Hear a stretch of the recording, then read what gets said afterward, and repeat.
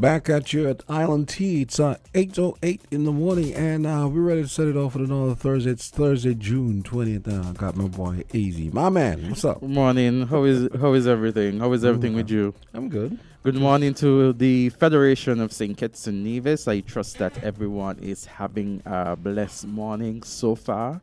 I trust that the weather isn't too bad for you, and as you make your way to work, if you're going in for, let's say, 9 o'clock, 8:30, or if you're a little late, or if you're just staying home and just relaxing today, whatever you're doing, I trust that you have a wonderful day. And I am looking at some of the news articles, and one of the news articles that I have seen is one on WINNFM. And WINNFM says James Morton dies a day after being hit by a vehicle. Yeah, the social media was really set ablaze during the last 2 days in relation to this matter. Based on this report, it says that the Royal St. Christopher Nevis Police Force is investigating a traffic accident that resulted in the death of James Morton from Monkey Hill, St. Peter, St. Kitts. The accident occurred on June 18th, 2024 on George Street in Newtown, St. Kitts. It goes on to say that preliminary investigations indicate that Morton was struck by a vehicle while walking on George Street. Emergency Medical Services (EMS) transported him to the Joseph N. France General Hospital, where he was admitted to the intensive care unit with several head injuries. And it indicates in this article that he passed away on June 19th, 2024. That's yesterday. And so the driver of the vehicle, unnamed by the authorities, was apprehended at the scene and is cooperating with authorities as part of the ongoing investigation.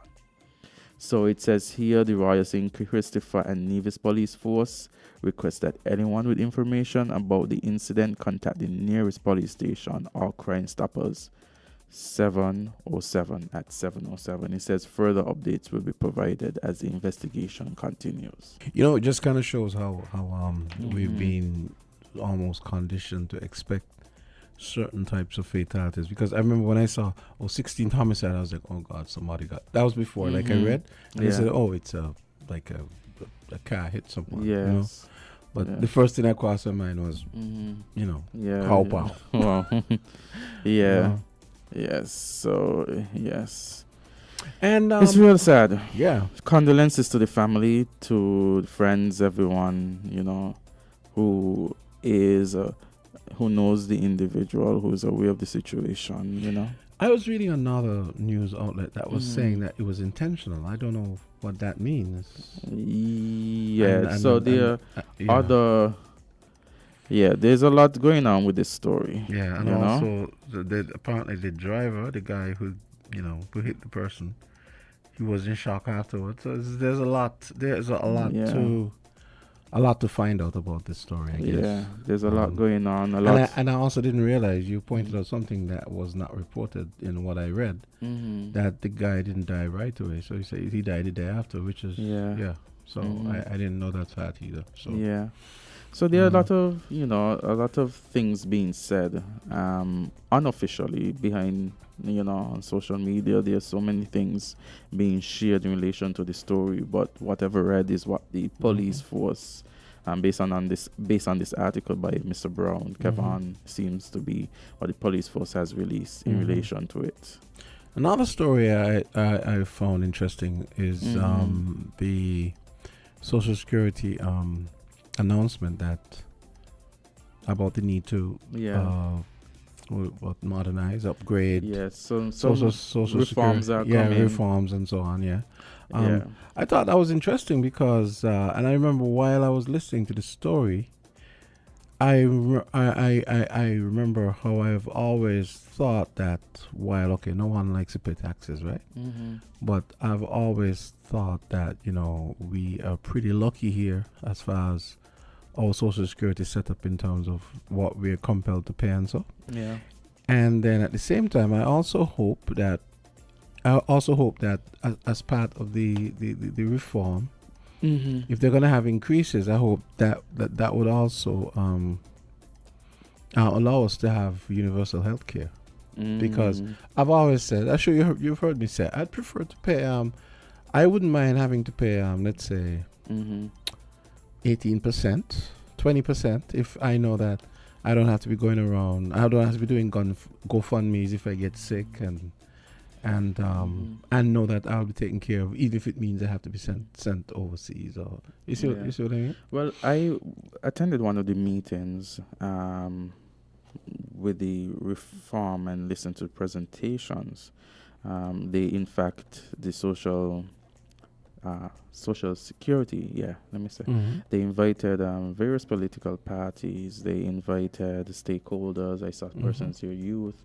Based on the information that was given, the presenter was saying that the input currently for St. Kitts and Nevis is 11%, and that the output to individual is around 16%. Across the region, the input is up to 16%, and to match the output. And what was proposed is an increase. And in discussion was, how do we get to the 16? And it was proposed, if I'm not mistaken, I think 2029. So it's to get there by 2029. I think that's what the discussion was about. So it would be incremental if they decide to? Yeah, okay. And the discussion was, should it be 1% increase per year? Should it be at 2% and then a pause and then like a 2%? Should it be like a drastic rise? So discussions are being had in relation to what the increment would be for the increase. I don't know how persons are going to. And people don't realize 2040 is not that far away. And that was a thing given where output would outstrip input. Yes. Yeah, they did mention it 2040. Yeah, 2040, and that's just what? 16 years from now. And talks, discussions were there based on what the presenters were presenting in terms of the age of pension, the pensionable age being increased. They're saying they propose, in discussion, and all these are just proposals and discussions. Currently, it's 62, but it would, the propose is to increase it, and the question was, do you go up to 67? Do you stay around 65? If you go to 67, at what time period do you have the increase? Do you have it gradually, like maybe 63 for 2 years, and then you go up to 65, and then 65 for just 2 years, and then, I just thought of something funny. so many discussions, and a discussion too was, could you leave it at 62? But you get your full, if you claim at let's say it goes up to 67 and you claim for your full at 67. So you have the opportunity to claim your full at 67, or you could have a reduced early one at 62. Oh yeah, I was just thinking about that, yeah. So at 62 you claim, and let's say I'm just giving a figure. Let's say the maximum if you were to claim at 67 was 2,000. But at 62, you say you need your thing early. And so you have a reduce, let's say 1,600. And so less. Yeah. Also, what they say that the calculations would be that you would get that amount, and however they would calculate your reduce, so you'll be on par at a certain time after had you waited. But of course, you'll be on par with had you waited significantly after, because you would have already started early. Okay, I hope they think this thing out good, because 60 something is not old, and you don't want a bunch of rioting 60 something year olds. The thing about it, a lot of persons, France. Remember what happened in France last year? A lot of persons, they're reaching that age right now. They have put in during their time, and the thing is, how do you go to persons who are expecting maybe in the next 2 years, and you say to them, okay, then you have to wait a little longer. What provisions would be put in place for those who are soon to reach? I mean, if you have like 40, you understand, you do have some time left. So even if there's an adjustment, I guess you could make the necessary adjustment. But greater would be those closer to the age of 62. Caller, you're live on Island T. Morning, caller. How are you doing? Good morning. Peace to you guys. Hey, what's And up? then the entire nation of St. Mary. Just Yes. listening to your topic, I had some, information about that. One of my things I would suggest, especially in the government service, 55, most persons are asked to retire. And the pension did not kick in until 62. So to help that at this present moment is to let them retire at 62 when they're going to start getting their Social Security pension. At least at that period, you will contribute into it all the time. But when they leave, there's no contribution going for all those persons who would have left. You see where they're coming from. So that is just one thing I said they could do. Because bearing in mind, things happen and we don't have control of it. Death, no one controls that. It comes and it happens. But therefore, even if you want to say people are living longer, that might be so now, but we do not know later. And some person might ask the question, but if I work so hard up to 62 and 65, when am I going to get a rest to enjoy? Because, it is your money they take it. And some person will say, well, okay, if that can be the case, if I contribute, I work up to age 67, and that person passed away, who is going to get that money? You realize what happened, the person didn't get a chance to benefit. But even though it might sound right to say to carry up the age to 67 because a lot of people living longer. These are some of the things persons say because remember, it is your money. And therefore, when you're gone, how that money will go to? If you don't have any dependents, what will come of that money? So, we should think about that. Also, yes, you might say increase, but are we ready for increase in this present situation? All of us know what is happening economically and so forth. So these are some of the things that they should be taken in board and consider, because I think the more persons have in their hand to spend, they will be able to have not only just be eating food, but eating healthy as well, because that's the next thing what we will say. I mean, we discuss it all the time with healthy eating, longevity. So these are the things we have to bear in mind when we're doing this thing. The other topic I wanted to call in yesterday when y'all were discussing that topic, but I want to pause here and let somebody else get a chance. But I just wanted to touch this very important topic for us to think about it when we're going through the whole thing, because there's a lot of things, because we could stay here and say because some person might be thinking that they're young, not even them sure if they're going to live to see tomorrow. So it's to really recognize that person, that this is the point I want to get you, especially for the government workers at 55, they have to ask to stay on. Why not just automatically let them start until 62? At that time, they're still contributing into the system. Thank you very much for listening to me. God bless you. God bless St. Kitts. Okay. Peace be to all. Peace over Federation. Okay, great. I mean, listening to that caller, my mind came to maybe a thought. If it goes up to 67, I remember he said, government workers, you retire at 55. If it goes up to 67, which is an extra 5 years, would there be an adjustment? No, extra for 55. No, that's no. I mean, 62 plus 5 is 67. Oh, okay. So if an extra 5 years goes on for the pensionable age, would the government consider increasing, retirement for civil servants? Because then, before it would have been 62, retirement at 55. If you increase it by 5, do you leave the retirement for civil servants at 55? Yeah, interesting. Caller, go right ahead. Hey, good morning, guys. What's Hey, up? good morning, Carl. How are you doing? Oh, I'm not doing too bad for my age. And as you say that, I wonder, what is this age? But it's okay. Oh, it's only a small 57 and a half. Oh, 57 and a half. Well, we're talking about Social Security, and when you say 57 and a half, I'm thinking that's what, 4.5 from 62? Yeah, well, here's the thing, right? I am saying to Social Security is this: if you're going to move it drastically one time from 62 to 67, it means then we have to go back to Parliament and adjust what we did several years ago. It means that civil servants will have to work to 62 now. Yeah, some consideration I thought as that of that. That will mean that they will put in more, and of course you got to look on the other side that they will get more coming out, those who survive. Mm-hmm.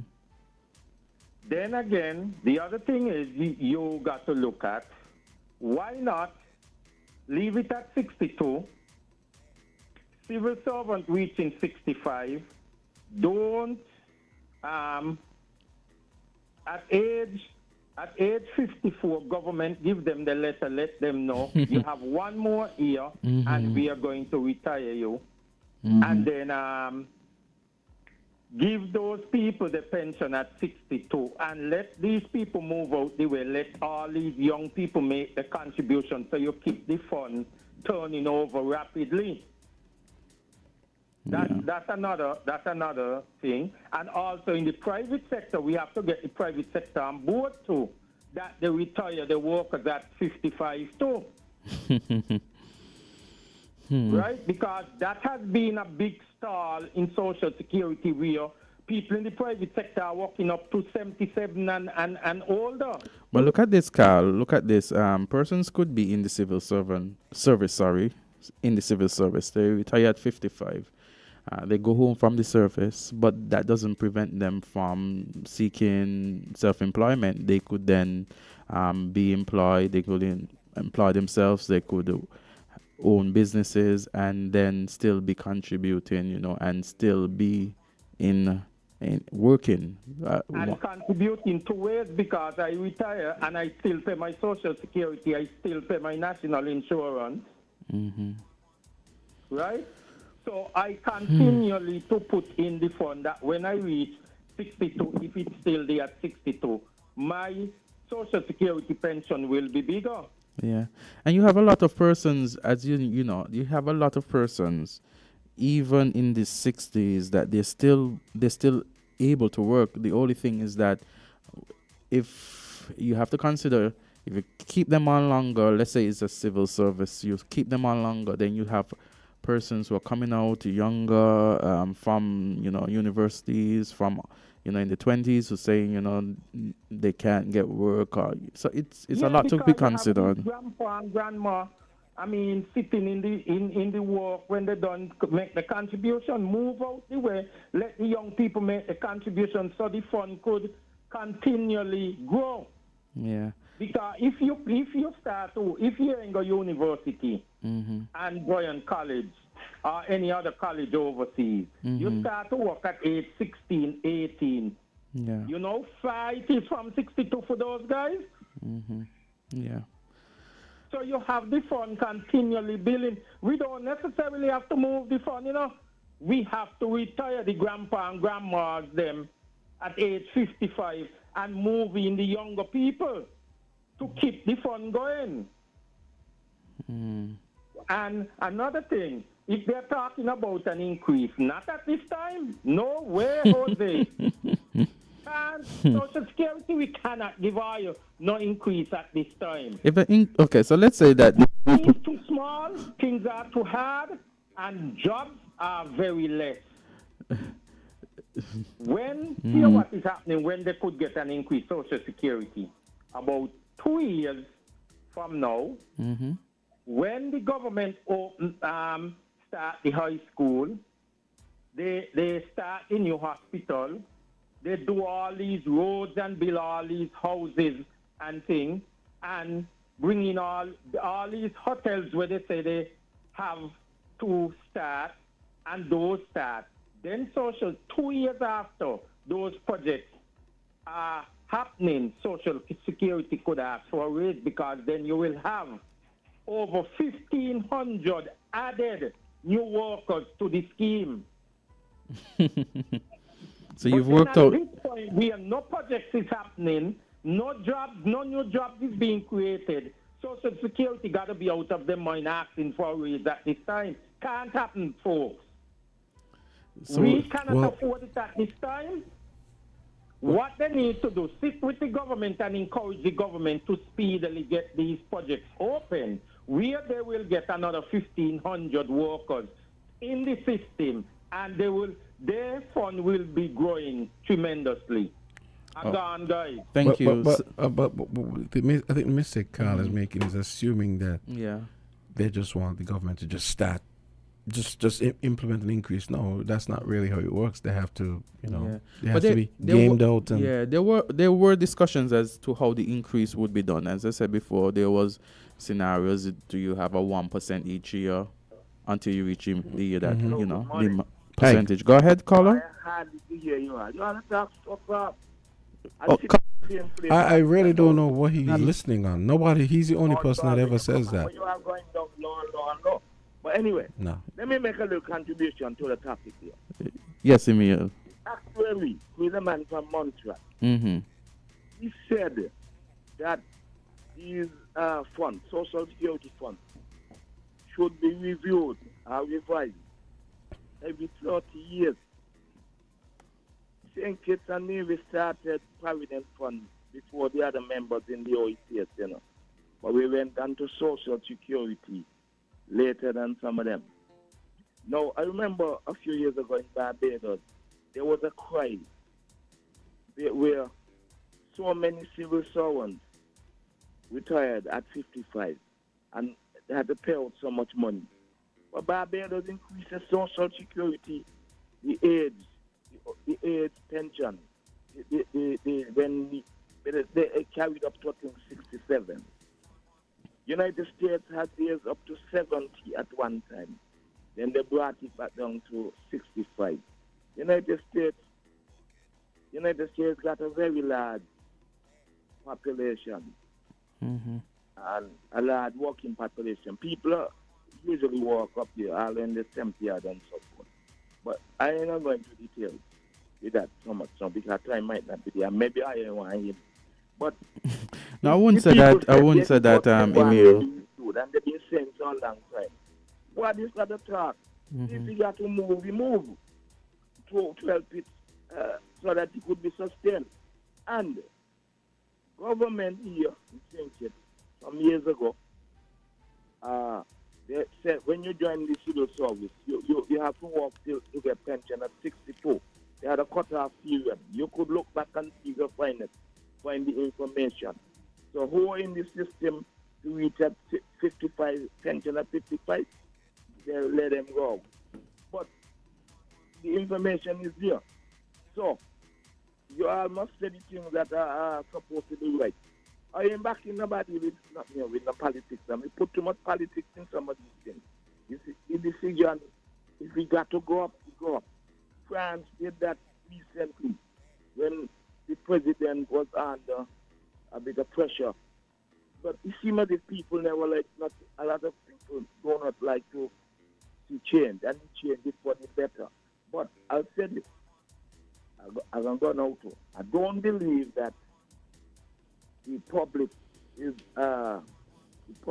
giving enough information on these issues. It could be a public debate. Inform the public what happening, but the sport do the work. The more people employ, better for the system. But and a lot of people dying. Some of them may hit 62. And so somebody asked about where the money. Man, what's that going to do with the money? Give it away the money. Got to change the system to help. Because I show you here the actually say they had to go into these development fund where they have to get money to pay out other benefits other than age pension. So man, this should come out and support the idea. People who nearly 62 ain't not like that. But we got to get change. But in there though, there needs a little bit well, should I say, as I said, public education, and they need to give some concession who near to 62. Even though they're going up to, if they want to go up to 67. And I believe it should go. I will go there. Thank you, Emil. Thank you for your contribution. Yeah, so we're here talking about Social Security. But also, yes, the premier had a press conference. Yeah, that's yesterday. Another. And he announced a 15% increase for parliamentarians in Nevis. And for the whole evening, I saw so many. Well, the whole day yesterday after the announcement, you saw the WhatsApp, the memes, everything. Yeah. Really? Yeah. Oh, you need to send me some of those. Here's another call. The social media. Call, go right ahead. Okay, let's take this quick break and then Yeah, come we'll back. take a It's short break. 8:33. Yes.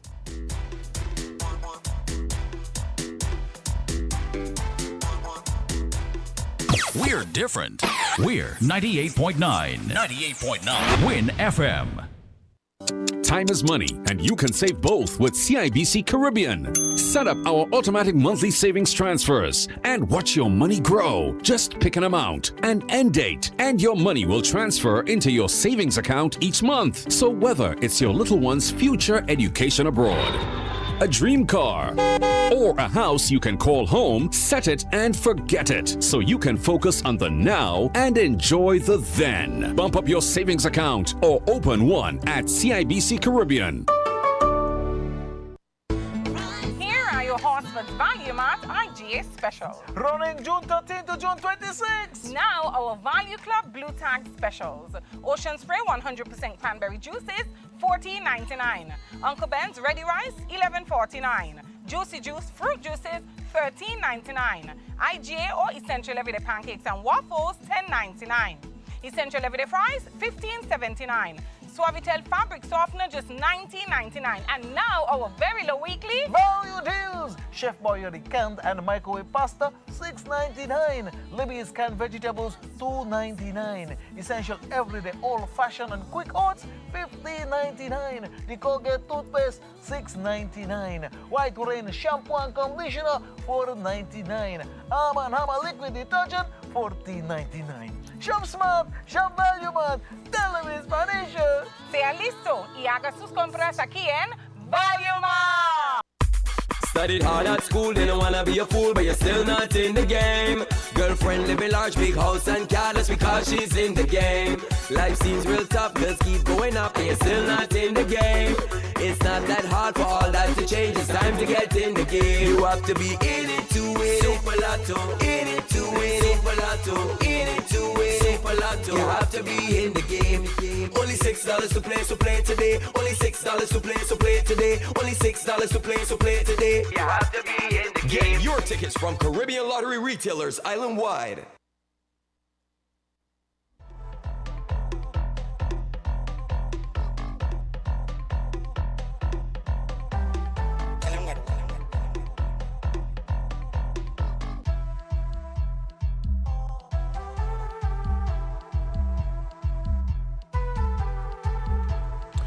$8:36 on Island D. Let's go straight back to the phone lines. Caller, go right ahead.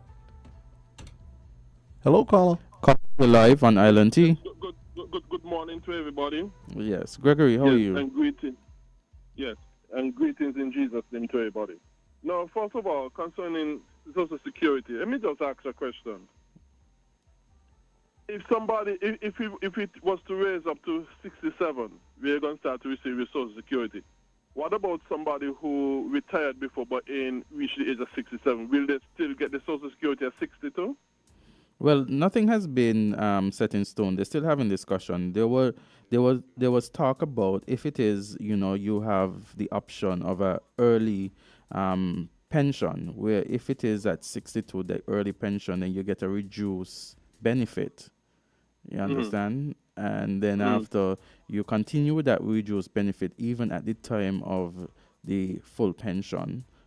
But then there would be a time where it would even off, in a sense, where at certain age you would receive everything that's allotted to you. But had you waited for the specific time, the full time, but that would be at a different age. So they would continue. So you get your reduced benefit, and even so. Let's say that the full benefit is at 67, right? But you start and you get a reduced at 62. So when you're 67, you're not going to get the full benefit. You're going to continue getting the reduced, and there would be a time where, as you continue getting the reduced, at a certain age, you would be on par with had you waited for your full benefits. But that's for them to work it out, yes. Okay. And secondly, let me say this. When it comes to Social Security system, Chile, who transformed the Social Security system where the to a certain degree, to a very good degree, had privatized the social security system from being a government one. Gave Chile the best social security system in the world. And I think it is still that case today. Even much better than the United States. Citations, please. Huh? Citations, please. The Carty Institute, for example, have done papers on it. So you could just go on and log on to the Carty Institute. It's a think tank in America that does research on different issues, and they have done. You go under the topic social security, and they have done papers on that issue, social security. When it was transformed under Pinochet. But they could. Government one. But they could have an agenda, though. I mean, the Carty Institute. The Carty Institute is famously right-leaning. So, I don't know. Everybody have an agenda. And being right-leaning doesn't make you wrong, all right? Being left-leaning doesn't make you wrong, all right? The truth is still the truth.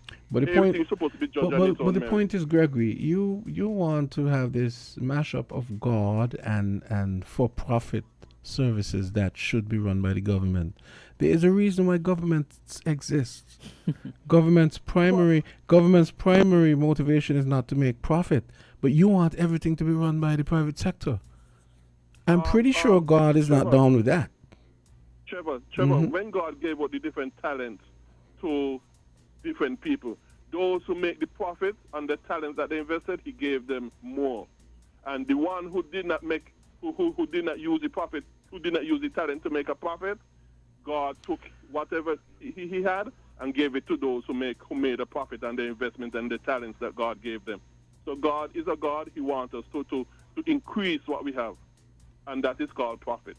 But Gregory, I don't believe services like health. Well, obviously, I'm not saying you can't have. Obviously, you can have private hospitals and so on. But I personally believe when it comes to the state health care, it should be run by the government, because if you leave it up to the private sector, they will always put profit ahead of everything else. All countries that I know that have both private health care and government health care, the people always prefer to go to the private health care. No, but you always have a choice, regardless. The government health care. Canada has universal health care, but you have obviously you if you have the wherewithal or you have the money, you can have supplementary. So you're saying private health care. So what I'm getting from Gregory is saying a private health care and private hospital and will offer better services, and that is what you're promoting. Always in every country, including Canada. Yeah, and Jamsa is saying both, even if you have private, have the option of government, so that the persons who can afford the private health care could have at least a reduced cost, something from the government, even if it's not as good as the private. Because take for example, you see, if a private health care is privatized in a proper biblical free market capitalist context, then that private health care would make profit. Where in the Bible does it give you the architecture for that? Just tell me. Well, for where example, in the Bible says how we go about setting up?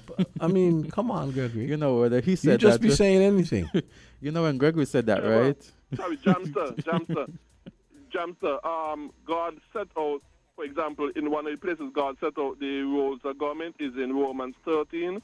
And in Romans 13, where he tells us government is to punish the evildoers according to the Bible and approve of those who do go according to the Bible. You cannot find God giving government anywhere in that context the duty of providing health care and a lot of these other services that they provide. But Gregory,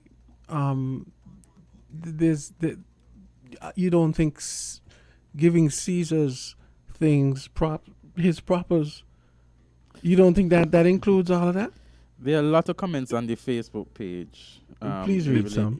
In relation to Social Security. So there are persons who said, so there's Jetty Taylor who says, you can't tell the private sector how to run their business. The government is the one discriminating.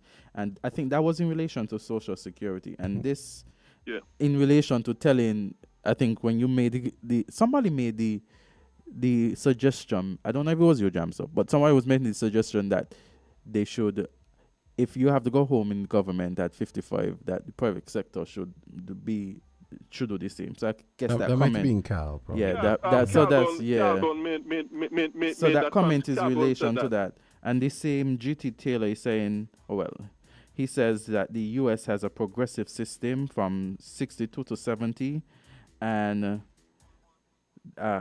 Miss Nichols is saying, morning, wow, 70 years is way too long to give people their full benefit. So the number was 67 that I heard a lot, 67. And so they said, people working hard so I can retire early. She's saying working hard so I can retire early. And then someone, based on the calculations, they're saying, when my time come, I'm taking my little at 62 and not waiting to not 70 to get the full, basically. But again, the time that was given was the 67. I heard a lot of 67s, not 70. Hello. Mm-hmm. Hello. Yes, what I'm saying, Calgon said that, but I disagree with Calgon because you cannot tell the private sector when to send home the people. Mm-hmm. They is the only one who could decide when it is best to send home the people. So that one I very much, other stuff, but I think Calgon was very wrong on that one. Okay. But anyhow, thank you very much for your No answer. problem. As indicated yesterday. I mean, I don't think anyone was implying that the private sector is compelled to send, because obviously some people, let's say for example, you retire early, and you get a job in the private sector, and they're glad to have you. I mean, they're not going to run you home, right? You know, it's up to you. They might say, well, okay. They might tell you, hey, listen, I know you're up, you're due to thing next year, but if you want to continue, no problem, whatever. I'm sure that would be the case. At the end of the day, with the private sector, they, as you say, they're having a system, they're running on profit as well. They're ensuring that, because if they're not doing well, they whatever service they're doing, they lose business, they lose the profit. Let me ask you a question. You said you were at the meeting. Yeah. Did they tell you guys anything about how the money was being invested? Because I know at that time, at that one, because there was one before, but at that one there wasn't talk about, at least when I was there. I got there maybe a little late because I had court in the morning, but it was from 9 to 2, so there was some time. So I didn't hear about the investment. It was more about input, output, and how to ensure that there's a balance, so there's no I want to say evaporation of the funds at a certain time. No, because I know somebody told me one time that they would have had investments in things like like American stocks and so on. I think someone must have raised the question about investments too, and I think someone raised a question about using the money. If let's say they were to invest the money at an early time, let's say at the age of 16, and they had some, let's say they had 10 years in there, and then they wanted to go to school, so they could take out their money, use that there for school, and then have to pay it back in the long run. So a lot of ideas and questions were there around the table, but again, we'll see how it goes. I think that this is just one of many meetings to have. I think that the persons were to meet with the Prime Minister to have the discussion further. I know that yesterday, was it yesterday? They had the NIA. Yes, so based on the announcements, the parliamentarians for the NIA, they would be receiving 15% increase. I think that was a decision by the cabinet sometime, I think in May, I think he said. Yeah, so. So that's going to be immediate, right? I think, based on what I understand, I think it's already in I think you're right. It started at the beginning of June. June 1st. Yeah, I did read 2024. The beginning of June. Yeah. And then persons, where we have, what date is this? It's June 20th. So persons were saying the announcement was after the implementation. But, I mean, and then there were persons who were saying, because, many of those who sit locally, when I say locally in the NIA, they also sit federally. So a lot of persons were making the comparison and saying that that's 15% there, and then federally they had about 20 something. If they have a problem, let the government fix the constitution. I always find it kind of grasping, and it almost smacks of envy when people come with that nonsense. We have a weird constitution. If y'all have a problem with that, make the representatives change it. Well, I do. I don't particularly have. Listen, if someone happens to be in both houses, there's probably a good reason why they're in both houses. So they have to be paid. I hate this. Stop pocket watching. I hate that. So you're saying that, and at the end of the day, the people elected them in both. Yeah. So they have to be paid. Stop looking at the people's. I mean, it's another. Oh, we have a call. But before we go on there, the comparison was made that the 15 was immediate, whereas civil servants in Nevis had to wait gradually for the increase up to 15. Yeah. Anyway. Oh yeah. So that was a point that was being made by persons. A very good point. Yeah. So you read the comments, you read everything, and you see what persons. Hi, good morning. Sorry. Good morning. Hey, morning, Sir, I so agree with you. It does sound like nothing but envy. Yes. My problem, like you said, if they have a problem with it, fix the constitution. My problem is it's like you're saying I have two jobs and both jobs giving me a raise and I should, because I have two jobs, I shouldn't get a raise. Exactly. I want a job. Okay, no, that's not the people's fault if they have two positions. That's not their fault. Exactly. But then, like you say, it does sound like nothing but envy. And again, Lord, I'm sorry for Mark. Dear God, may God help Mark. Have a good day. Really? Let's take another call. Yes, thank call you. Go right ahead. Hey guys, Carl here again. Hey, what's up? You're so right with that, and I always argue that same discussion there. I mean, we are a bunch of jokers, because here is it. They have a local election in Nevis. You have a chance to take out these guys.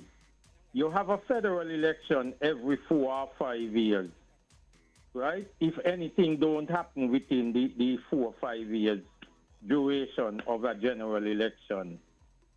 And we put back the same people. We put them in the local assembly in Nevis, then we put them federally. So why you arguing that they must not get to pay and you give them 2 jobs? Exactly. I mean, you could exactly, understand Carl. the nonsense. Exactly. You hire me to do 2 jobs and you want to give me 1 pay? And it's 2 different jobs I'm doing in 2 different islands? There is a chance coming up again with the federal election. And by God, the same people that argue on all these talk show and all kind of electronic media, Mark and them getting 2 salary and they get 2 raise. Now, where they must get 2 raise if they're doing 2 jobs and there's a raise given in each job? They are doing the work. You hire them to do the work. Every election, you give them the 2 jobs. So then why are you arguing that they get 2 pay and 2 raise? Exactly. And then here's the thing again. They're saying that civil servants in Nevis have to wait 3 years to get the 15%. We got a 10% here under Dr. Denzel Douglas, and we have to wait 3 years to get a 10%. We get 4% the first year, the second year 3%, and then 3%. And we were laughed at in Parliament. People forget that. And I did warn Dr. Douglas and ask the Prime Minister, and I tell him we would laugh at him at the polls. And we are going to laugh last, and at the polls we laughed at him and we took out his government. So I don't see what is the argument. There is a time coming up again, the local election would be coming up again. Why not take them out? Federal election but coming also, up, why not fire them? The reason why I have a problem with people finding a problem with that is I feel that the country is too small to have all these layers of government. We should have one layer of government, and we should have a truly national government. So it means, so what by that we have one governor. Why are we paying 3 governor generals? Why are we paying a governor general deputy, and what's the other one? So you have the governor general's deputy, and you have a deputy governor Yeah, general. well, The deputy governor general is for Nevis. Yes, but the country is too small for all of that. I keep saying that. Keep saying that we need to change the constitution, make adjustment in the constitution where we vote for our governor general. And also, well, I don't know. Well, I don't know about that. But that's like republicanism in another way. That's a whole other discussion. But the point I'm making is, we're barely 50. Was it barely 50? We're 40 in total. It's like You 12 mean- something on Nevis and. Oh, you mean population? Yeah. I thought you mean years of The independence. country is too small to have two houses of parliament. Yeah, we're about Divisions need to get over themselves. So I just gotta say it straight up. The country is too We need to be a small. republic, because when it's a republic, we have one government. We have one government and the prime minister. Listen, all of the parties You should have be a running. prime minister All and the you have a parties. president. All the parties should be running on both islands. So then, when we have one government, you have ministries and everything that represent the full country. Two islands. Because if we are republic, when you win, you will have the winning candidates on Nevis, the winning candidates on St. Kitts are the government. Exactly. And oh boy. And then the other ridiculous thing that goes on, and which is something that they need to fix, even because I don't know if that stuff I was just talking about is even going to happen. Why can't the 2 elections be held at the same time? I keep saying this. It's ridiculous, and divisions have to be going to elections every year, going to election. It's ridiculous.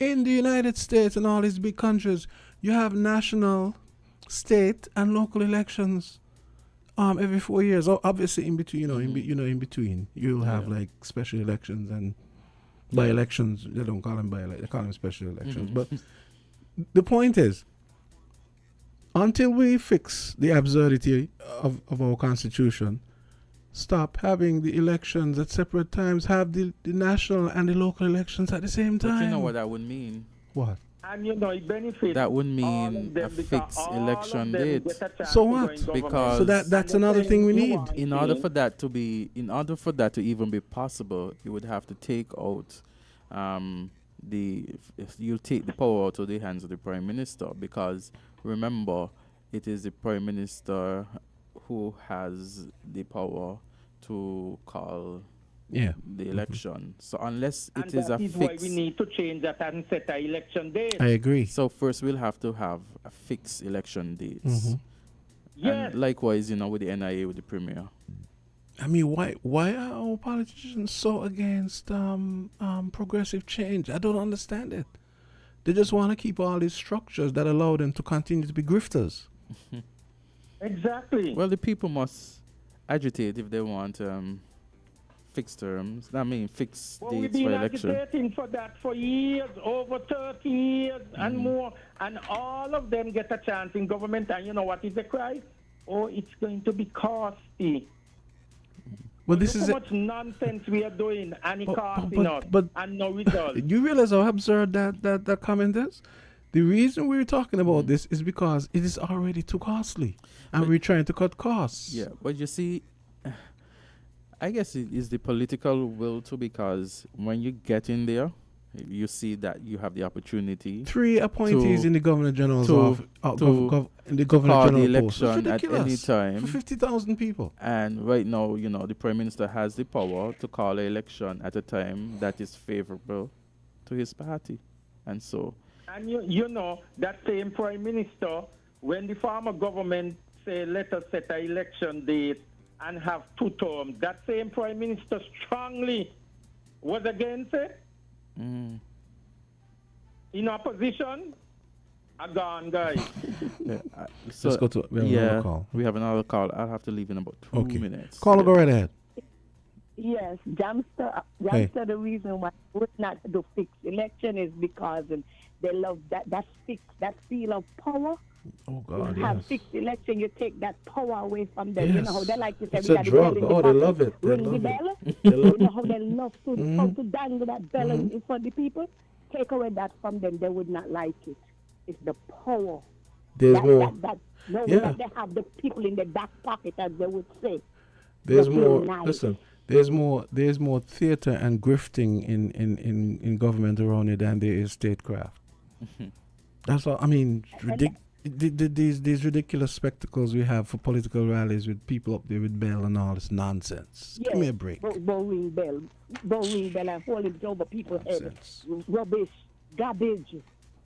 And that's the whole thing. That's the thing. Another thing, when Unity were in, they said they were gonna do 6 days for the election.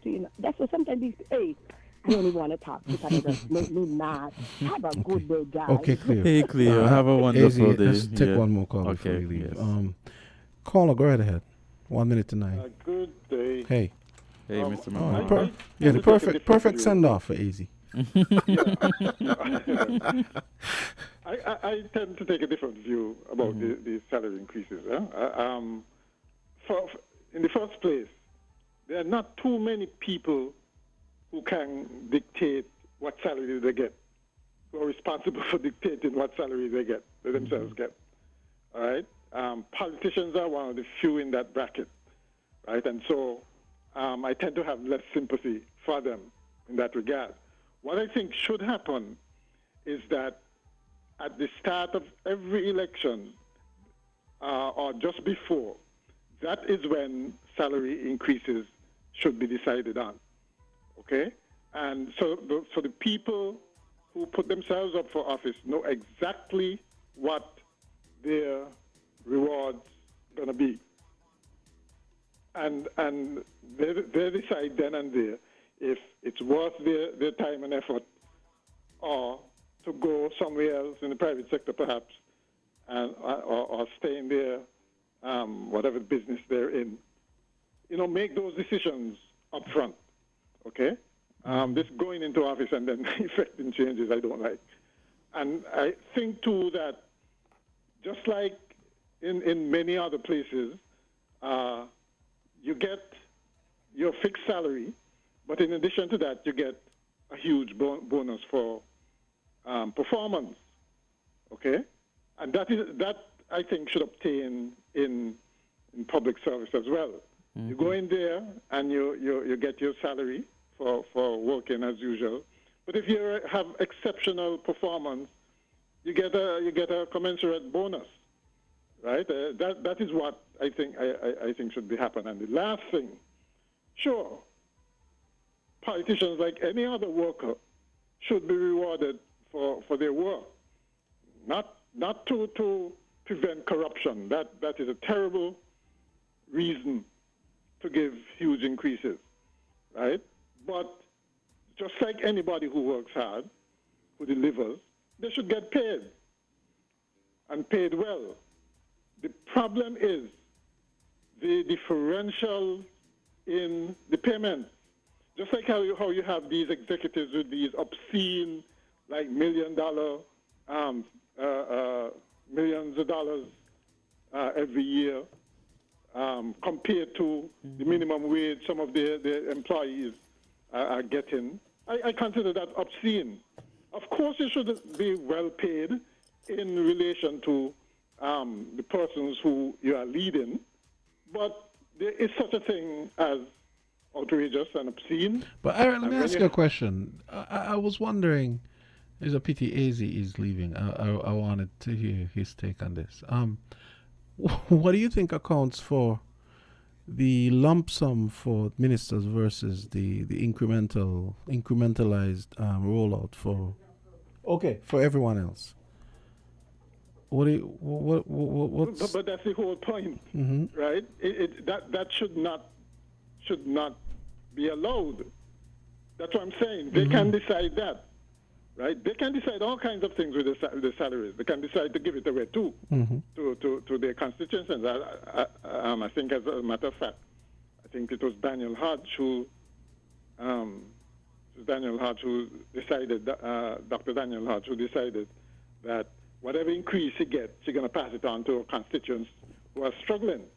So they can do all sorts of things, fancy things with the increases, right? So it's not a matter of whether it's incremental or not, right? In the final analysis, to me, it's the differentials. I saw a post where the premier was making hundreds of thousands a year. Well, contrast that with some of his constituents, and you're going to have to ask yourself, is that really necessary? Should you get upwards of 300,000 or whatever it is a year? Wouldn't 150,000 have been more reasonable? Yeah. Bearing in mind that some people not even getting but 50,000 a year. I remember earlier when they rolled it out over here, I was thinking you could argue that because it's a lot less of them, it's maybe not as maybe not as jarring to the public purse as rolling out that for the whole civil service. So that's was one. There's still the differential. There's still the differential, and you can argue that. True. Well, it's the same mouth to feed. It's going to cost the same to feed. Everybody still have to pay rent or mortgage on the house or whatever it is. Right? Everybody drives a car, and In other words, the basic expenditures are the same. Mm-hmm. So why? Sure, give some gravy, but you have to look at just how much to give. And I for one am not at all impressed when people the answer to suggestions like these are, well, you're jealous or you're envious or those kinds of things. I don't care one bit. It makes no sense. Yeah. Right? Okay. Okay. All right. Okay. It's 5:09. So I'm going to continue to take your calls as well. I also wanted to play a clip. On the Win FM News, you can go to the website. You probably see this, as well as you can play back the news.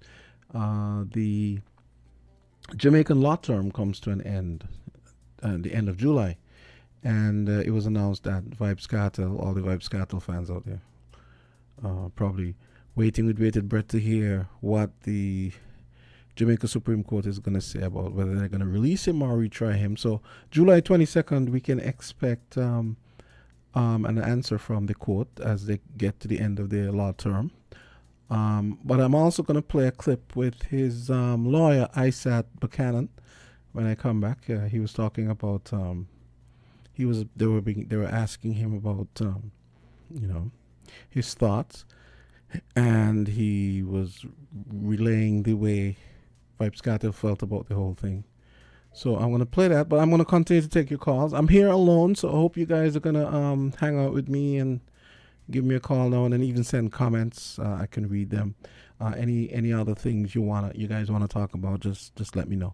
I'm going to take a quick break, get some words, and come back with Ad and Tea. Found the sound. 98.9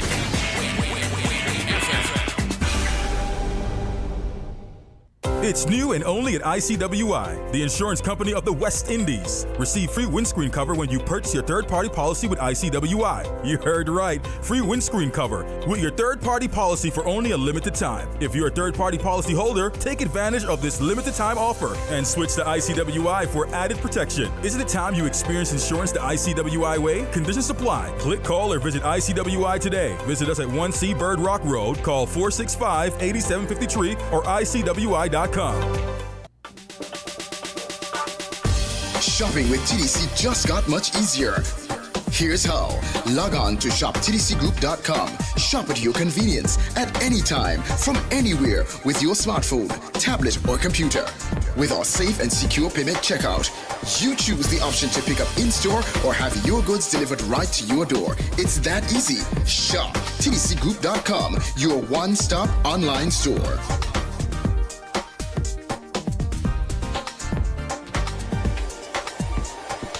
Shop anywhere, shop anytime, same quality you love. Now online.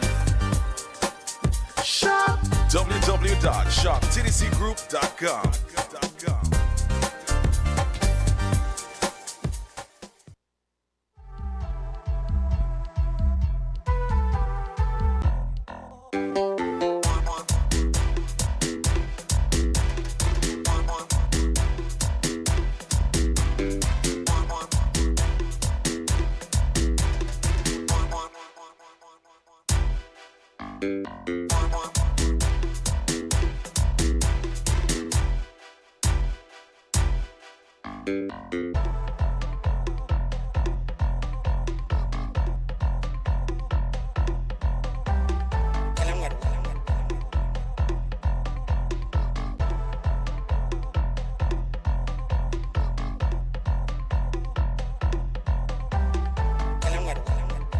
Okay, so we are back. It's 9 minutes after 9 o'clock. Let's go straight back to the phone lines. Island T, you're on the air. Okay, on to the next.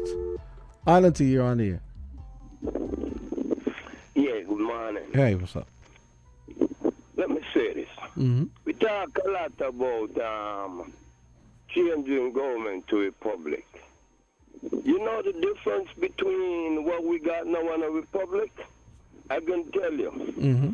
What we got now, the administration, they have to give account to England. There's oversight. As a republic, they ain't got to give account to nobody. Wait. You're telling me we still between a republic and the Westminster system that we have. As a republic, the parliamentarians are accountable to none. As the Westminster system, they gotta go England. But Messiah though, you're telling me that we still have Ask Google. Really? Alexa, do you want it? So we're not really independent then? No time. Do you want it? Wow. Now let me say this about the increases and the social security and all that, right? But I'm going to say this. There is a letter, the Willie Lynch letter, 18-something. You could Google it, and anybody listening could Google it. I think it is the conditioning of a slave or the condition of a Negro or the making of a slave. It's what it's about. And I'm going to say this. Messiah, you know that Willie Lynch was a petition planter. Huh? Do you know Willie Lynch was a petition planter? But listen to what I'm saying. Yeah, go ahead. What I'm saying, I think is what you say. The only place I know in the Caribbean there is a lynches is in St. Kitts. And it's why we behave the way we behave. We've been well conditioned. Read the Willie Lynch letter and understand how we are and why we are this way. We would kill each other for nothing, but then we would all find apologies for the establishment that is actually stifling and killing us. And this is my point. An administration took a 33-35% increase and give the people 5%. An administration now telling you to move Social Security from 62 to 67. The parliamentarians in there, correct me, after 1 to 2 terms, would leave with 75% of their salary for the rest of their life. So you're saying within 4 to 8 years, that man, for example, working for $100 for the rest of his life, he gonna get 75, and there are no increments in it. And we are now agreeing with them to tell us we must work till we dead to get what we put in, what we contribute, something that we build. Social Security building house and buying land. And now we are agreeing with the people who make sure they secure themselves in 4 to 8 years with plenty thousands of dollars. We are agreeing with them. How much people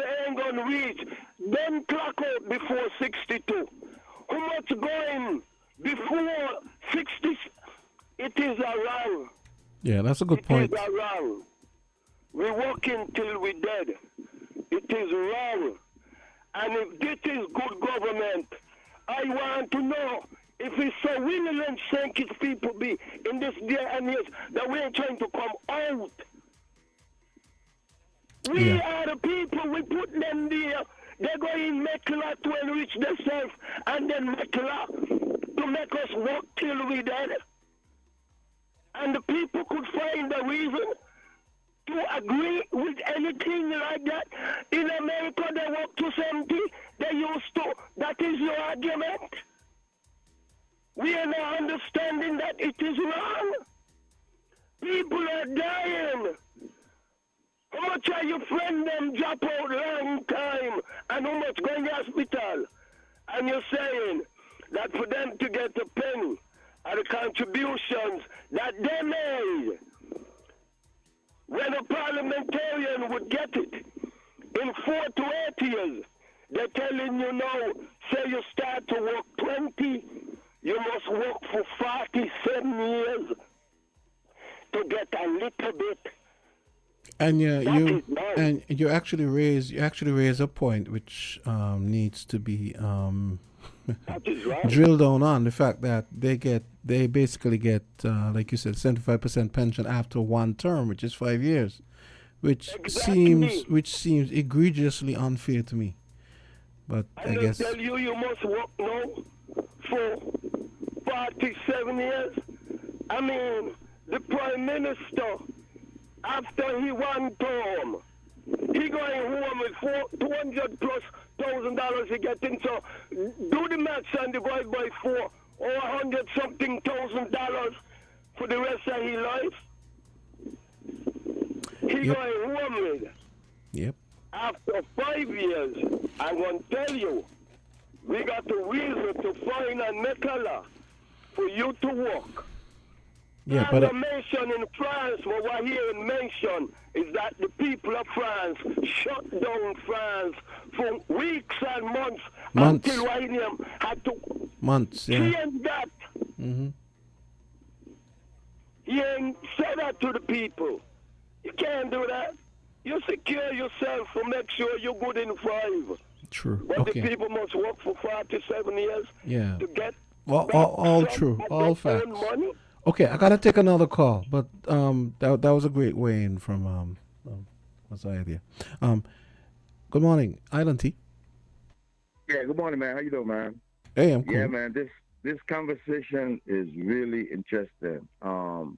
Me personally, man, the bleeding is happening right now. The politicians are making changes to benefit themselves, and when these guys promise that they're gonna go in and do certain things for the people and they don't do it, is because it's all about benefiting themselves. You know, the way how things is in St. Kitts and Nevis is right now, the only thing I can see happening right now, the people got to get together and go hit the streets.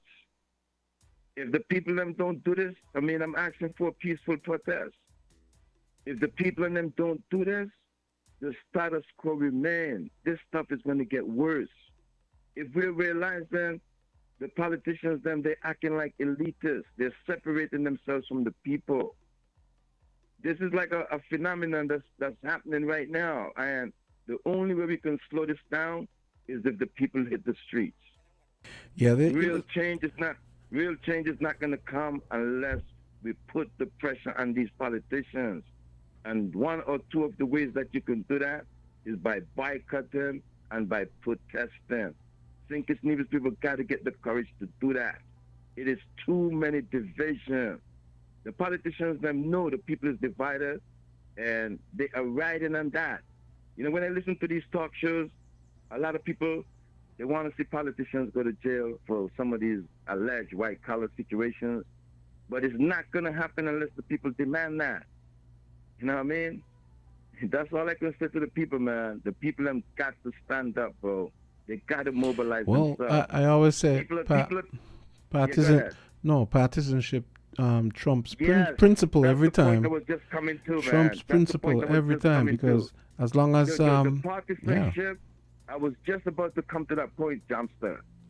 The politicians know that they can take advantage of the people because of that partisanship you just mentioned. And that's what they're doing to the people right now. When I listen to these talk shows, a lot of persons, they have great ideas. The politicians, them not honoring these people's ideas. They don't care about the electorates only but one time in an election cycle, and is when they need the votes. The people them got to see that, man.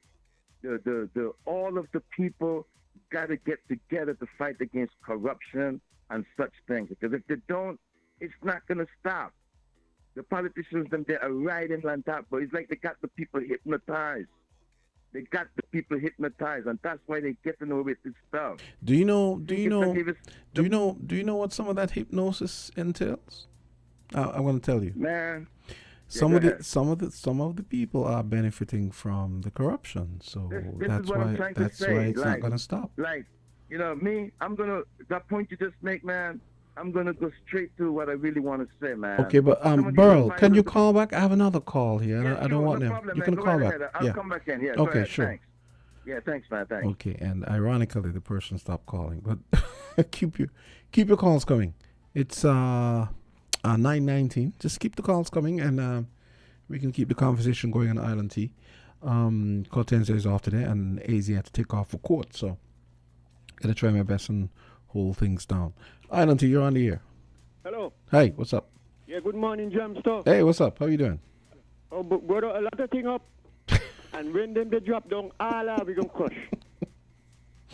And what up is 100% corruption with this administration we got on Church Street. Good morning, Azard. Now, if them there had any good intention in the heart for human being like them, whether we black, white, yellow, green, blue, bright, dunce, or dumb, they would not do what they have done. To get in political office, in government, is to full up the long pocket. The pocket start from down by the instep right up to the chin. Full them up with money. They don't care about the poor people. Look what they got in there go do. Why they never campaign and say that when they get in there, the first thing they want was 33% increase, whether they work or they not work. And then one of them up there, the one in Nevis again, now he going to take more. So he getting the most money as a politician, as a leader of a country in the world. And that is right and good for them. Now hear what the Attorney General going to say. That you got to give them the kind of money what they want to avoid corruption. To avoid corruption, little is much. But culture though, I do agree with that in principle. It's one of the approaches that the Singaporean government uses. It has one of the lowest, probably the lowest rate of governmental corruption on the planet, because from the beginning, one of the things they said was, hey, listen, we have to make sure our public servants and our ministers are well paid so that we can head off corruption.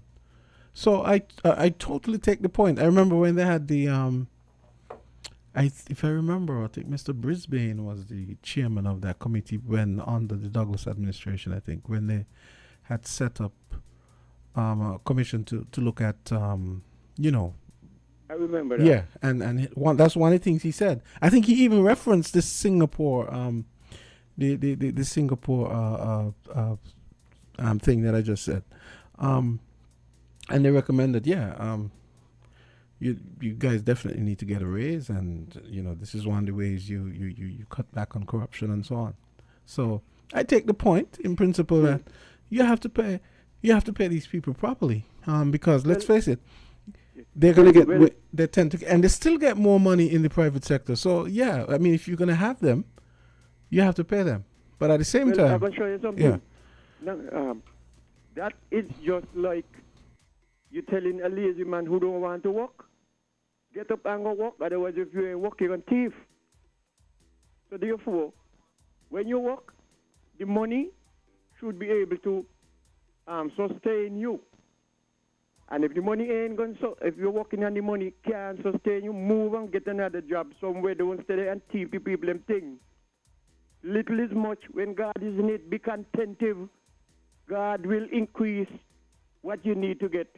Don't stay there and say, okay, they pay me the little bit of money and make put me on over there and take out all the money out of over the thief. But you know, and they're still in the position. You know, that's easy for us to say. But yeah, I take the point. But it's easy for us to say that. But and uniquely, those kinds of jobs, you know, put you in these positions where you're going to be tempted, right? Okay.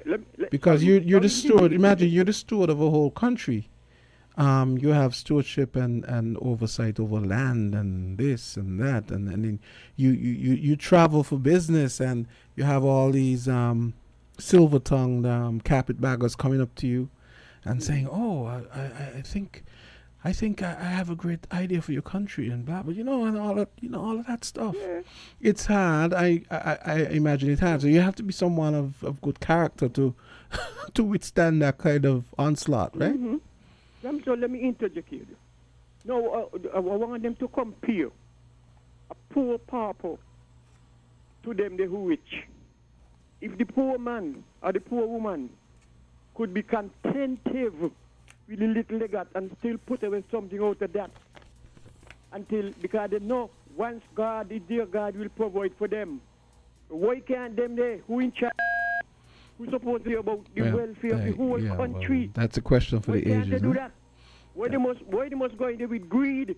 That's a question for the ages. Cut Calypso song say only in St. Christopher. Everybody need to be on the street. Everybody toot moon and some and bagay and show them that is wrong and we not tolerate that. Not gonna happen though. And let me tell you something. If I had me too long wheel, I will have been the leader out upon the road protesting every day. Because it is wrong.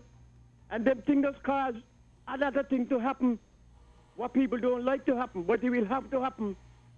It's not good to thief or rob near go. I agree. Culture. Stop it. Anyway, thanks for yeah. that, Okay. Great. Caller, go right ahead. It's 9:25 on Island T. Go ahead. Yeah, let me just make another small bro. contribution here, man.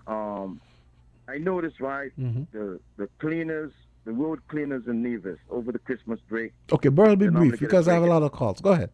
Yeah, go ahead. Okay, well, No, go ahead. last night on the Mark show, somebody called in and asked Troy Libert about cleaners at the Munda track who hasn't got paid yet.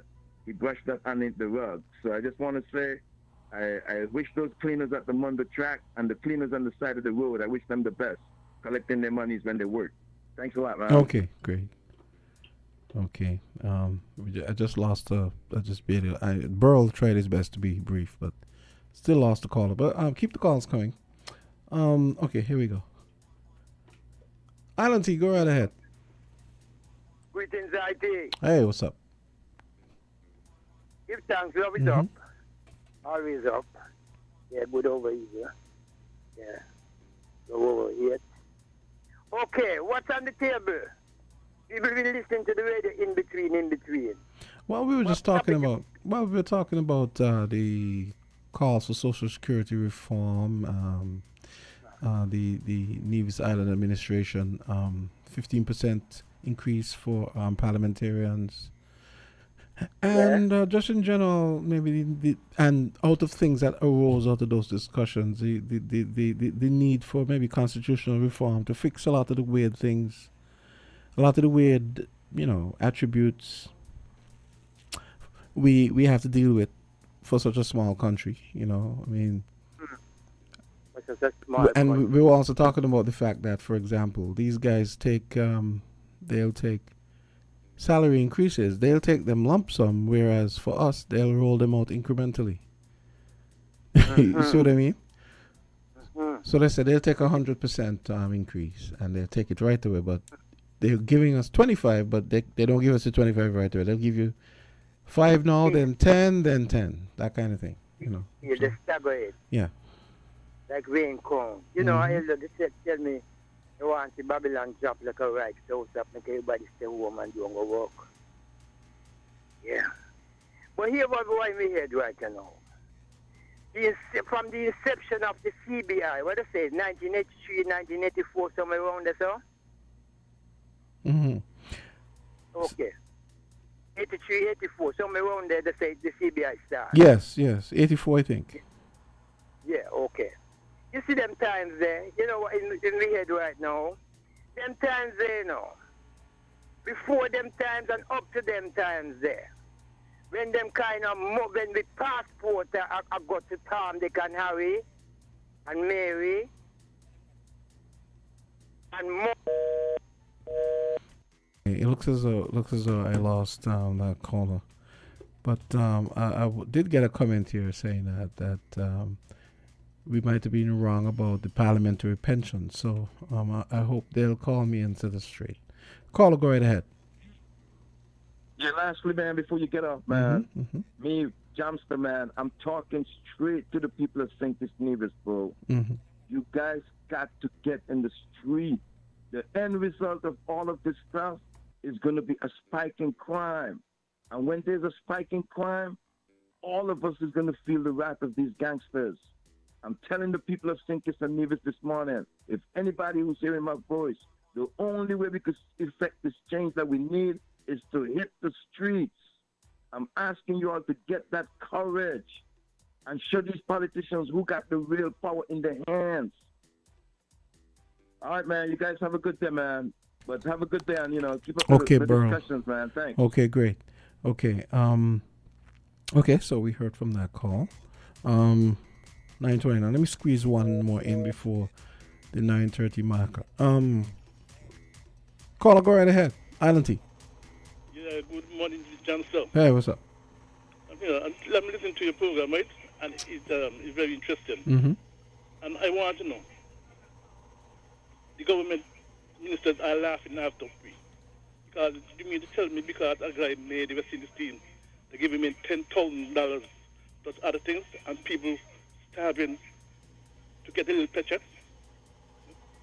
Why can't some of us watch it and say, well, what they did, they're laughing after us, and we are not against the guy getting that thing. But in the time frame, they did it. In the time frame they did it, and we're glad for him to make The it. time frame, explain. How many people? What do you mean? What do you mean the time get frame? a chance to get that same $10,000? That guy get it plus other things. It is a shame and a burning shame. I'm really never reaching away. But I don't understand. What do you mean other people? Explain. I'm not clear on what you mean. When I say other people, people like Dr. Kelly, Victor Eddy, Nanya Gishan, and all those people who made the combined island team. Yeah, but they didn't make the West Indies team. That's what this is about. You see? But even when they made the combined island team. But you can't blame. But you can't blame the present government for. No, I'm not blaming. I mean, but it happened at this present time. We are suffering of not getting a paycheck. We are not getting a good paycheck, and you're gonna take up $10,000 to give someone. But those are separate. Those are separate issues. They're not really related. Never mind. Those are separate. In fact, I don't even think $10,000 is enough, frankly. But it's a spirit. It's a spirit and the thought that counts. All I'm saying is those are separate issues. We can walk and chew gum. Thank you very much for listening. Yeah. And Okay. giving your views, right? Okay. All right. And people being hurt, they've been hurt. Okay. Well, okay. I guess people see this differently. You know what? I'm also gonna see if I can play you guys Dwight Astafan's new commentary as well. Because he outlines some numbers the Prime Minister gave for passports that were issued by the CIB. Let's take this one more call before I go to the break. Caller, go right ahead. Johnson? Hey, please be brief because I have to go to a break. Yes. No, we spoke all the concerning Chile's sort of privatized social security system. Well, one of the advantages of it, why it was so good, is that the government cannot put their hands in it to make it their cash cow. And not only that, the Chilean government gave the people the choice whether to stay on the government social security system or stay on the one that is, to a certain degree, very privatized. And 90-something% of the people chose the one that is sort of privatized to a certain degree over the government one, because the benefits and everything were better and the governments couldn't put their hand in it and use it as their cash cow. And that is one of the reasons that's killing so many government social security. Governments are using the social security as a cash cow and filling it with a lot of IOUs. Okay, in what they take from it. I must say, one of the things I would take away from your advocacy for privatizing everything is that you gotta say that in those setups it's much harder to steal and grift and embezzle and all these other things. Right. And that's actually as a result of the profit imperative. So the profit imperative is not. I've never said it's bad. It's just that I just don't think that the profit imperative belongs, or it shouldn't be the primary driver in a government setup, especially government services. But I take your point, because okay, John, since you ain't got much time. Yeah. But one of these days we could have a debate on it. Yeah, absolutely. One of these days. Absolutely. When time permits. Okay, great. Okay, it's 9:34. Let's take a quick break. I really want to play you guys the Vibes Carter lawyer clip, and then we're gonna get into Dwyer, and then I'll use the remainder of the time to take some calls. All right. So I did promise to play the Vibes Azard Buchanan's clip, so I'm gonna do that quickly. We listen to Dwyer Astafan's commentary, because apparently the Prime Minister gave a bunch of numbers which he had been sort of punting on for, I guess, months, in terms of how many passports were given out and so on. So when we come back.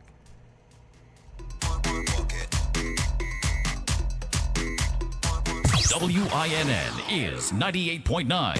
98.9 is Win FM. Magnum, my brand. Everybody put your Magnum in the air now. From you a drink Magnum, make me see. Take charge of things now your place now. From the river to the beach to the street. Hot Magnum when me have in a me hand there. Give her a sip and she tell me sweet. Look for me watch for your quick time check. Yeah. Right now a Magnum for your beat. Enjoy yourself every day of the week with a Magnum. My life I forget sweeter. Must be 18 years and older to drink. Drink responsibly. Feel the magic happening. Campari. Taste.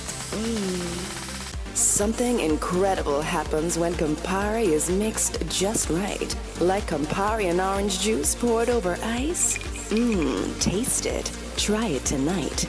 Bitter, sweeter, better. Campari. Must be 18 years and older. Drink responsibly.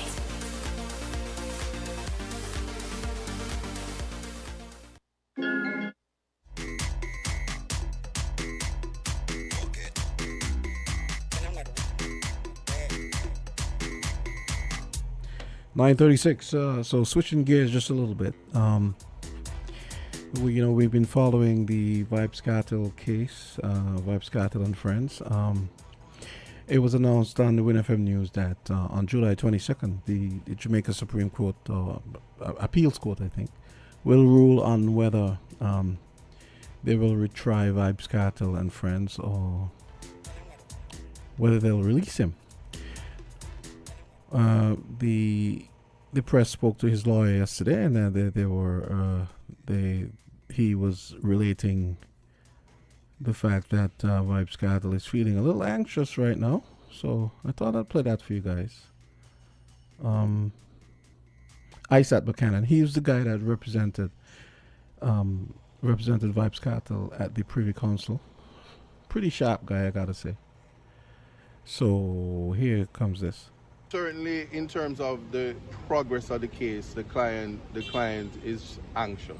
There's not much you can tell a man who wants to get out of jail as to why is it being delayed or anything like that. It is a continuing breach, and that, as I said, that's certainly where it is. And so I have no comforting words for my clients, save and to say that the court has now made it clear that they're mindful of Mr. Palmer's illness, they're mindful of the length, and that certainly they have given a time, as in the maximum time that they will be able to write the judgment and be able to hand it down. As you mentioned before, Mm-hmm. with and the judge had alluded to a lot of cases, as I mentioned, 701 odd that are awaiting response in the system. Do you think that this case can be pushed, will be pushed back, will it be affected by the delays and all of that? This case, I don't even know to respond to that. My response is always God on time. This case is finished. I from the defense bar, fresh justice is something that a concept that we ought to be looking at in terms of trying to ensure that persons who are put before the court for the very first time, that their matters. Okay, I don't know what happened there. Let me see. That was very strange. Okay. So that stopped. Anyway, but just on background, I don't know why that stopped. Just on background, Vibes Cattle and his friends had been accused about 10, 11 years ago of killing an associate. Now, it also turns out that apparently Vibes Cattle has a heart condition. So that's one of the things that they've been basing the appeal on. In addition, the defense was making the case to the court that the Jamaica judiciary should not be given 2 bites at the cherry, and basically that they would be contravening his rights if they were to try him again. So we shall see what happens. I don't know what happened just now. We just stopped for some reason. Okay, so I also want you guys to hear Dwight Astafan's commentary on his commentary on, well, his very latest commentary. But let me squeeze this call in first before. Caller, go right ahead. Okay. On to the next. Caller, go right ahead. Hello, caller. Hey, what's up? Give thanks. Okay, sorry about that about pending just now. Hey, that remind me about the toll-free line. And you know, say the state for set the president there, that I just have a toll-free line. So that people can just, you know what I mean? Yeah. Yeah. And other radio station follow. All right. We were saying, I give thanks to the good angel who tapped me up. We were saying that from them early 80s, from the 70s, early 70s come right through, right up to the point the CBI starting there, right? Independence and CBI. Rastafari has been persecuted in all kind of ways, and it involves money, is holy for money. Remember my ganja case, them, you know. They don't send me jail, but money. Or when the magistrate tell me tell the magistrate, look now, if my herb is a dangerous drug, if my sacrament is a dangerous drug, go home and everything what your wife buy from the market, except in the butcher place, everything what you buy outside, show them a dangerous drug them. Yeah. We are battle with Babylon concerning the sacrament, and it involves money. They tax me. Me remember, when we leave out of here, 1982, and attended the first International Rastafari Conference, myself and Ras Iban, Alton Woods, he's here in the place now. Welcome forward to the rock. Hiya. When we leave out of here, we leave the state of Rastafari in a terrible way. And it involves money. Money. The same money. The same money. What them accumulating from them times. From 83, 84 up to our times. Billions of dollars. Well, when we look on this here now, you know, the kind of recompense, you know, the kind of reparation that Babylon have to go give we, them don't have enough money, you know. Just like how me see the reparation with the black race, with what we got to 400 years. Them Europeans don't have enough to me hate to hear people talk about money, you know. And it comes to the reparation for black people, you know. Because you see money can't come.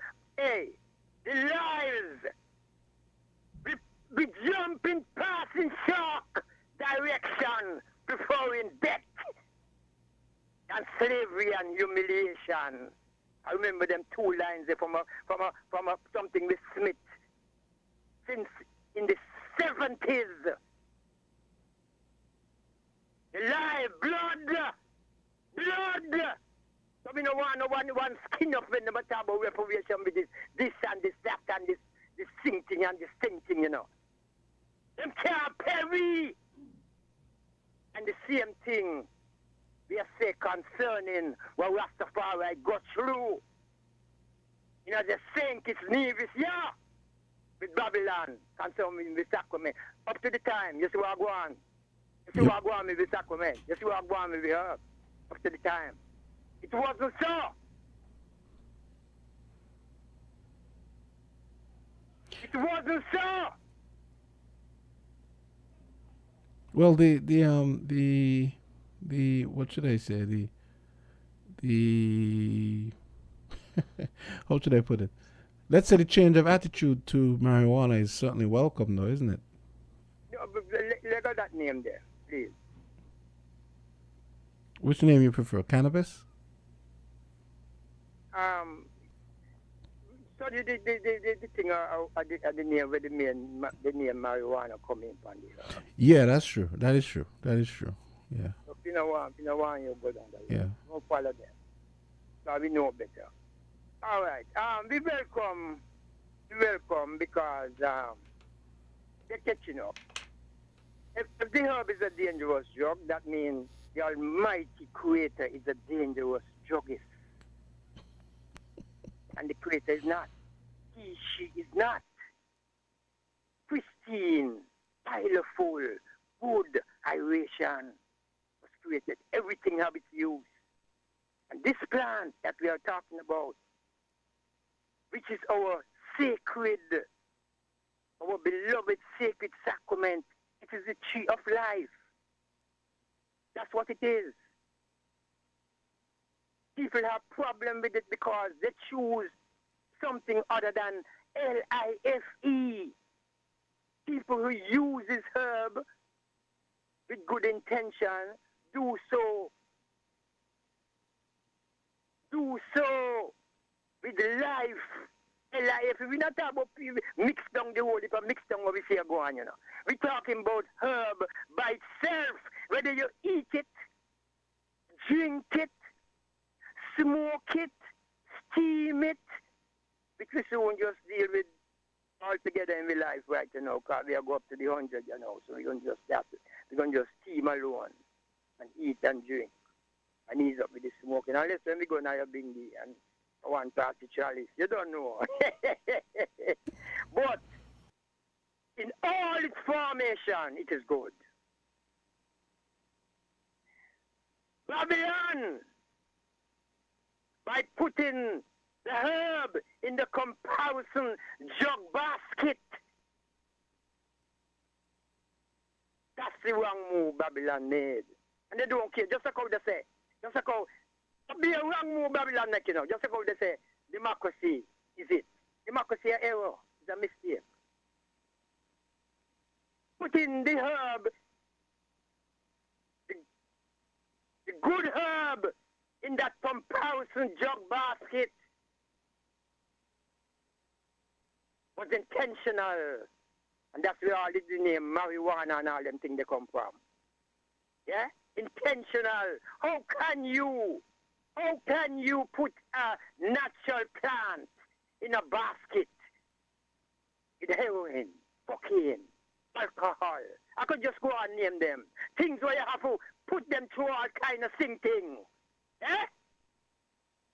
Intentional, diabolic.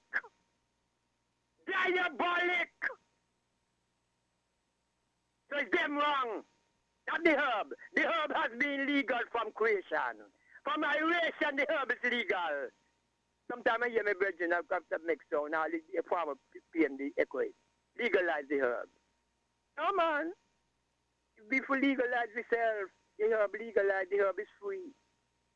Herb shall be used when prison cells and courthouses, police forces, etc., is no more. No more.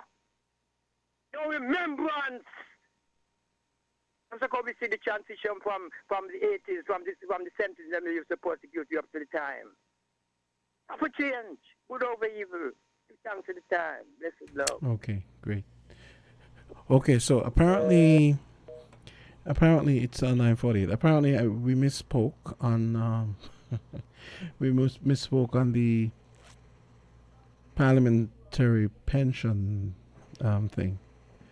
Apparently parliamentarians are only eligible for pensions after serving 8 years, so we misspoke about that. I don't know if I was confusing something. I seem to recall something about after one term, but okay. Okay. They got an increase in 2005 and a second in 2024. Civil servants got a number of increases during that period. When these matters are discussed, it's helpful to have the facts included. And the rate of pension depends on years of service. I think that maximum is 2/3 after 15 years of service. And even now with the recent increases, MPs and ministers are paid less than middle-level private sector officers, and the PM gets far less than top officers at TDC, Hartsford's Brewery, etc. Of course, with all of that, we must be clean as must officials in any area of human activity. Yeah, point taken. So, and I had another comment here which I wanted to read. Getting some very good comments about the stuff we were discussing this morning. This is in reference to the Social Security question. If the age were to be raised by 5 years to 67, it means the government can't send home or retire people at 55, but now at 60 or even 65. Plus, if one passes on between 62 and 67, would the family get the balance of monies that would have been paid for that period? If the Constitution allows or does not prevent it, then therefore should not be a problem. If one feels so strong about it, then one should propose a resolution to the necessary channels. And another comment from the same person. In my view, this passport sale thing is simple, but successive governments making it look like rocket science. There are two simple questions. How many passports were sold during the periods? Yeah, this is in reference to the passport numbers. A 1980 to 1995, B 1995 to 2015, C 2015 to 2022, and D 2022 to present time, and what revenues were generated for each period above. Yeah, I agree with that. I wanted to play Dwyer's. Let me see if I can play some of it. I actually have it all ready to go. It's just that I was looking at the time, and I guess we can play as much as possible, and then I'm sure it will generate some discussion, and then we can even probably continue that tomorrow. So here goes Dwyer's commentary. Greetings.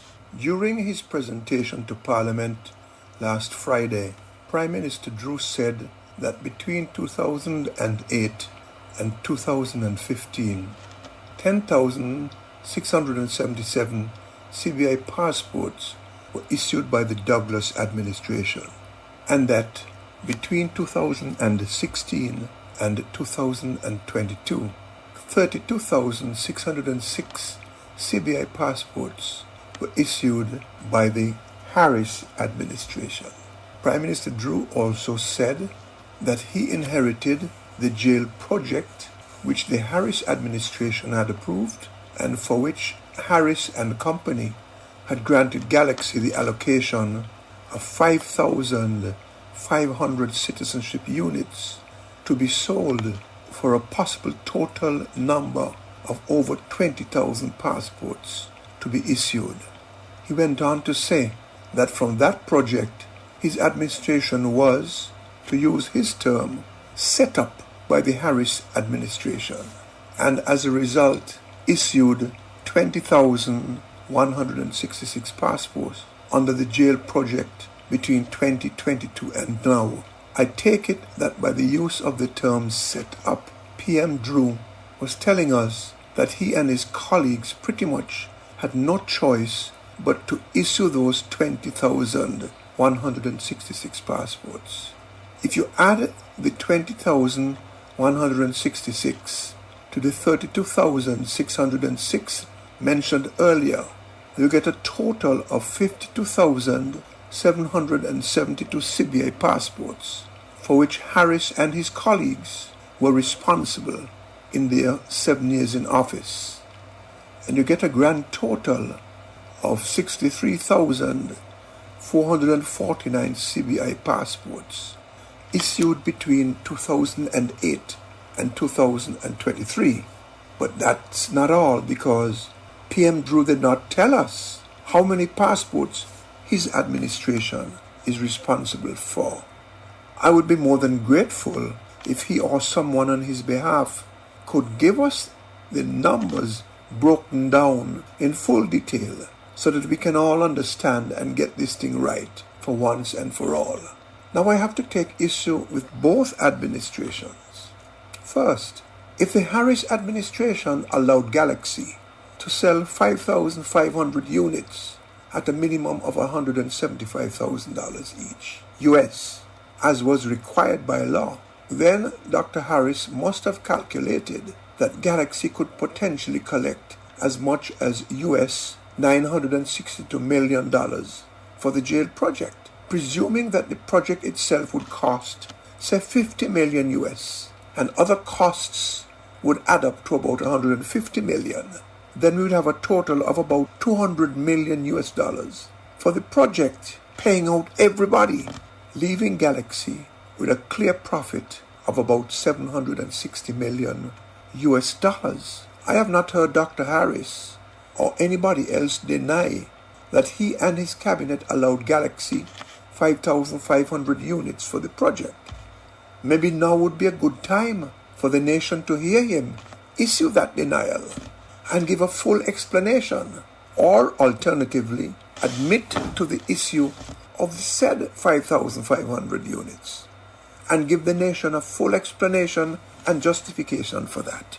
Now, if they are going to stick to the $175,000 US dollars per application as set by law, then a profit sharing agreement of say 90% to government and 10% to Galaxy could have been made, and that might have been a project which would have been good for the people of the country. Alternatively, if they were sticking to the legally set minimum price and allowing Galaxy a profit of say $50 million, then there would be no need or justification to allocate more than 1,400 units to Galaxy, not 5,500, because 1,400 units sold at $175,000 US dollars each would generate 245 million US dollars, which would be enough to complete the project, to pay out everybody, and to leave Galaxy with a handsome profit of 45 to 50 million US dollars. If Dr. Harris and his colleagues did indeed allocate 5,500 units to Galaxy, did it not occur to them that that amount of units could result in the issuing by the government of a possible 20,000 plus St. Kitts Nevis passports for this project, and that this would be a problem for the country?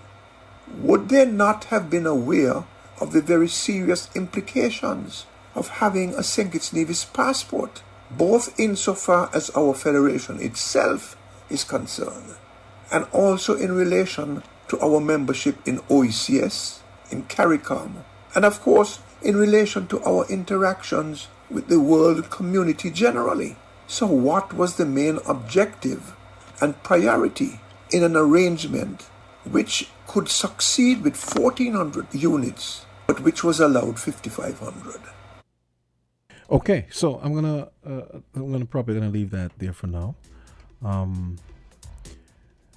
because that seemed to generate some interest when I announced that I was going to play it. So let me see if I can take a couple calls. Don't forget I have Spin Cycle coming up.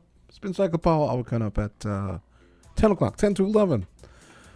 Today's best music, and also saluting the St. Kitts Music Festival coming on board as a sponsor. Caller, go right ahead.